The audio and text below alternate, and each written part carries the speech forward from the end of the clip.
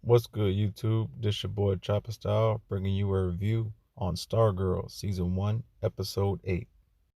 We find out Stargirl is pretty banged up, but she's doing all right. Pat cleared up the air and he made an excuse saying that they were all in the car accident. That's a pretty good lie. But still explaining it to Barbara, she kind of wasn't having it. You could tell, she already told him or told Pat that he didn't want uh Stargirl driving the car. He didn't want to teach her how to drive it, but Pat lied and said he did it anyways, and you could tell on Barbara's face she's a little pissed off. Dragon King is super pissed at Cindy once again. Uh, she's just trying to prove to him that she, Cindy's trying to do the right thing. She's trying to show her dad that she can handle the business, but she wound up messing up very badly. Stargirl was able to see secret tunnels. She wasn't executed. She's still living and knows all these secrets. So that just pissed off Dragon King more. And Cindy, she's trying to make things right. But the more she tries, the more she seems to mess up. It's good to see little bro Mike is apologizing for his actions. He went a little bit off board, and he's just not used to sharing his dad with somebody. Understandable, but it's good that they cleared the air. I thought it was gonna go a little bit deeper, but I'm glad they didn't. Now they back cool. The rest of the new JSA come up with a plan to go to Cindy's house and investigate, which is a crazy idea, but they have no supervision. They did it anyways. Good thing Pat found out, but he was a little bit too late. And he gets dragged into meeting Cindy's mom. I love this whole scene.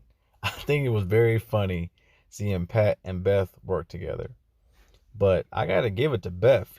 She is not scared. For her not to have some crazy powers to protect herself, she's not scared. She was searching around the whole house, determined to find clues. I mean, she even went into the underground lair for a little bit. Solomon Grundy scared her back upstairs, but she even had the bravery to go into Cindy's room and investigate. Good thing she did, because now we know that the picture is of Dr. Ito, and that's what he looked like before he experimented on himself.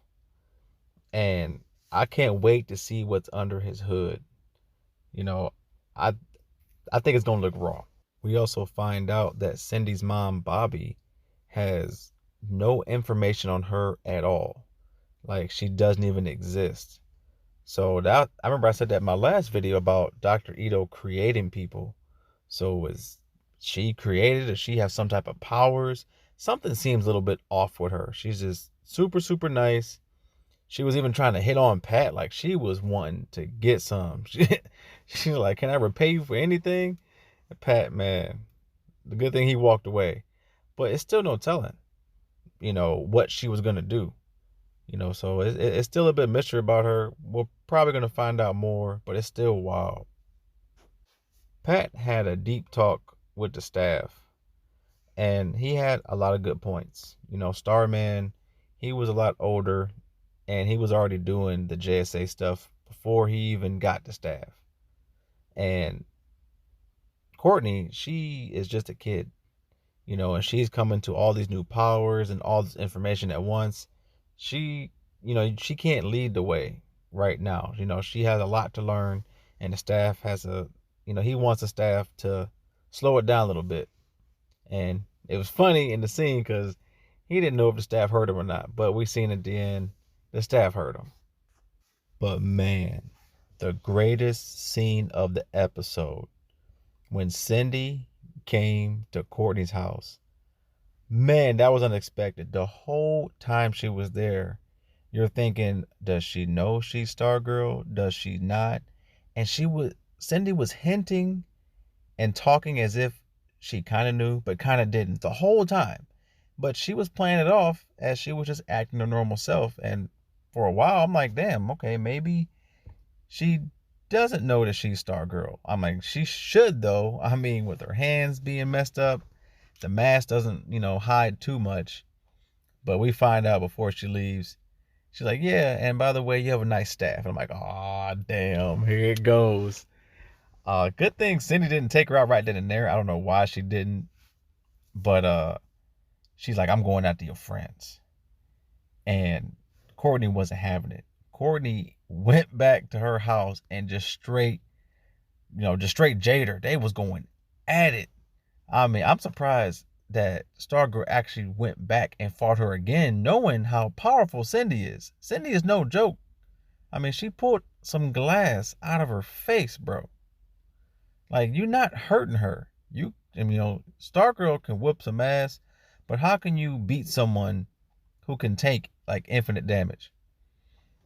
So they going to work, and then Henry, he just happens to be driving out of nowhere, seeing Cindy and Stargirl fight and go at it, and he winds up saving Stargirl's life.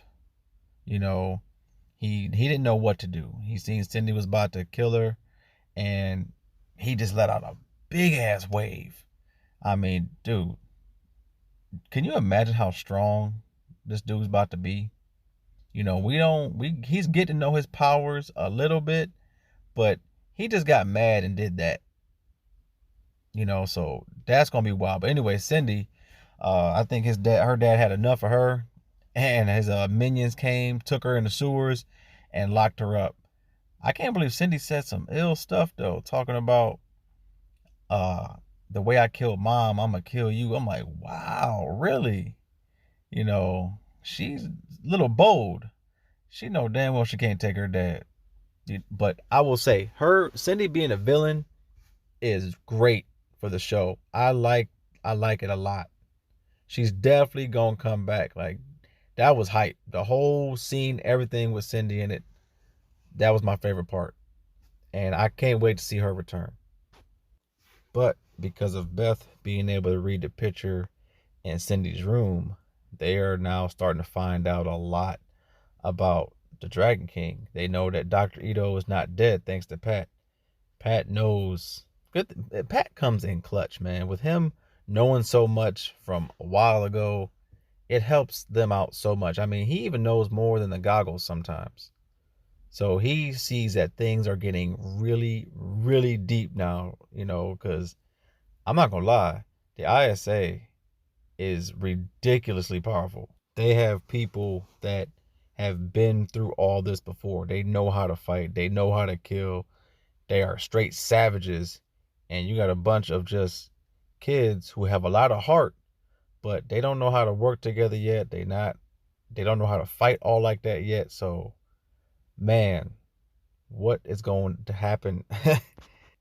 Henry was at the house, learning his powers. And, he's picking up the pills, picked up the key, trying to figure out where the key goes. And he found out that it goes to his dad's secret lair, showing him his costume, all his old tapes. And he starts watching the first tapes, and he's starting to learn about his dad. And I thought that's cool. I thought that was real cool. We still don't know if Henry is going to be good or bad. I think he's kind of on the fence. He did save Courtney's life. I think he is definitely one of the big keys. I'm hoping that he turns good. I'm hoping he turns good, but we still don't know yet. But man, this episode was wild. It was very, very good. Glad to see everything is just getting more and more crazy. Like, I know it's every episode, it's just getting more hype. It's like a build up. You have no idea what's about to happen. I'm pretty sure more, I think it's time more JSA people are going to pop up. I don't know from where, but I'm telling you, some more people might pop up. That's just what I think. Because the ISA is just too powerful. There's no way the JSA is going to win with the crew they got. They got to have somebody more. Maybe, someone of the kids is going to help them. Maybe Icicle's son. Maybe he's going to be good. We don't know yet. But we have to wait and see. Like, comment, subscribe. Chopper Style out.